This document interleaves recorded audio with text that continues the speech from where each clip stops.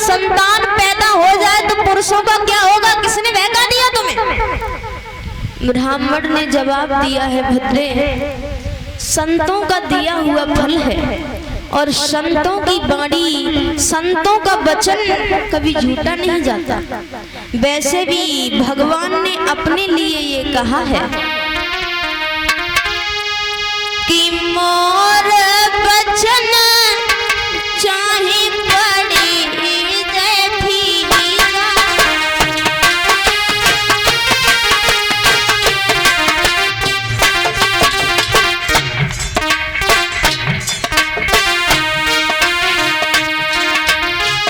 मोर वचन चाहे पड़ी जय फीका, संत वचन पत्थर की लीका।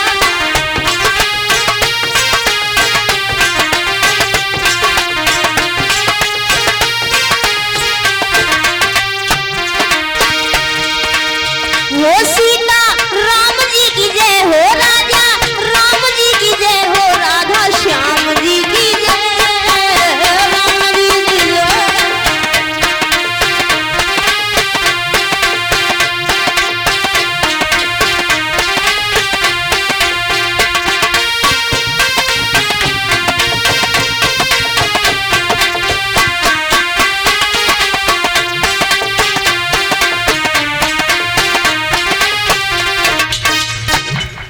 आज ब्राह्मण के बार बार कहने पर धुंधली ने उस फल को लिया और जवाब दिया, ठीक है मैं खा लूंगी। आज ब्राह्मण ने धुंधली को फल दिया, उसने फल के 2 टुकड़े किए।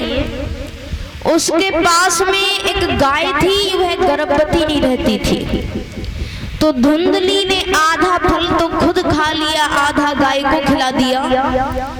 धीरे धीरे समय गुजरता हुआ चला गया, दोनों ने गर्भ धारण किया। तो धुंधली के गर्भ से एक बच्चे का जन्म हुआ जिसका नाम धुंधकारी रखा गया, और गाय के गर्भ से एक बछड़े का जन्म हुआ जिसका नाम गोकर्ण रखा गया। अब तो ये धीरे धीरे सियाने होने लगे। अंतर कुछ और हुआ।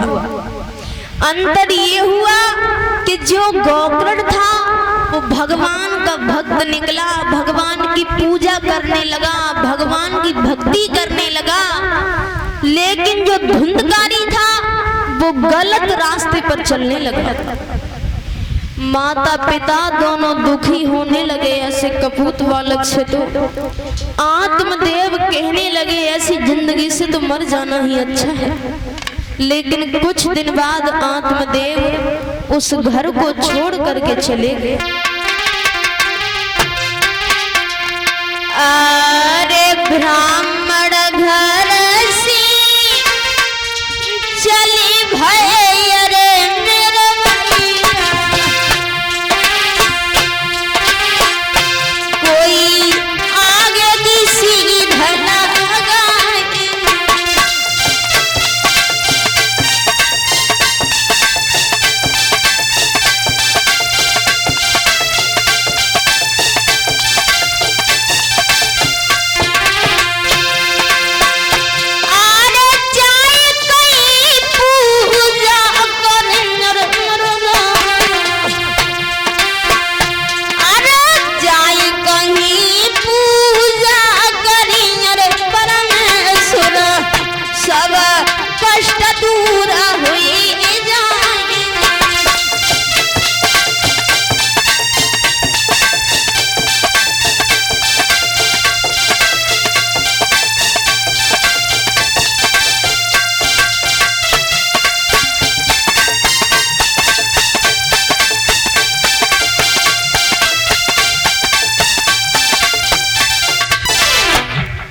आज आत्मदेव उस घर को छोड़ करके चले गए। एक वन में पहुंचे और उस वन में जाकर के भगवान का भजन करने लगे।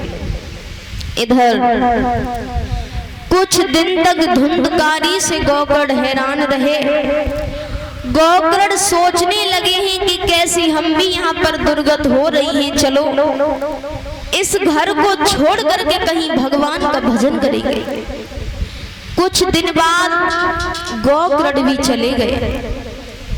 इधर धुंधली घर में अकेली रह गई। उधर धुंधकारी का काम तो रोज का ही था। वो सोचने लगा कि धन तो ले जा करके किसी वेश्या को देना चाहिए। तो धुंधकारी अपनी माँ के पास पहुंचा और अपनी माँ से जाकर के बोला है, मैया अरे मैया दियो बताई री कहाँ धन को दो छिपाई।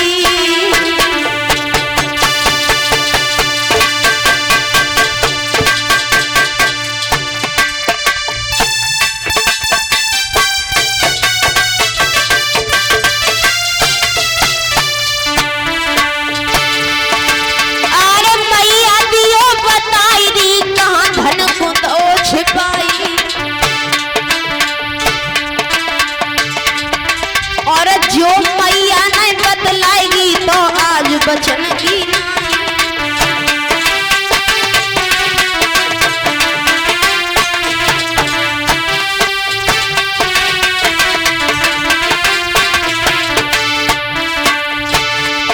मेरी मात भेद निक दियो हमें बतलाई और धन का तो छिपाए के मैया साची दियो बताए।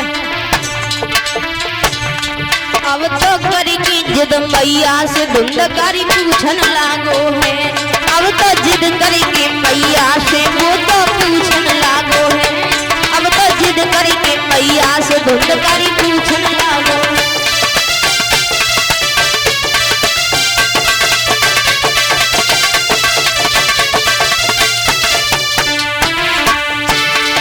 अरे पूछन लागो है, धुंधकारी पूछन लागो है। विशाल जिद करके मैया से वो तो पूछन।